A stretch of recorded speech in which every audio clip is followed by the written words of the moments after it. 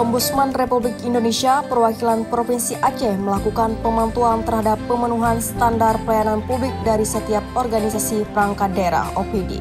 Hal ini dilakukan untuk memastikan berjalannya pelayanan publik di Kabupaten Pd Jaya. Kepala Ombudsman RI Perwakilan Aceh, Takwadin, mengatakan kedatangan tim Ombudsman Aceh ke Pd Jaya bertujuan untuk memastikan berjalannya pemenuhan standar pelayanan publik dari setiap organisasi perangkat daerah. Target pemantauan tersebut, katanya, Kepala Dinas memberikan pelayanan wajib yang bersifat dasar, diantaranya melihat pelayanan DPMTSP, Disduk Capil, Disdik, Dinkes, dan pelayanan Polres Pd Jaya. Sementara Wakil Bupati Pd Jaya, Said Mulyadi, mengatakan pihaknya siap mendukung seluruh aktivitas Ombudsman RI Perwakilan Aceh dalam melakukan pemantauan pada pelayanan publik.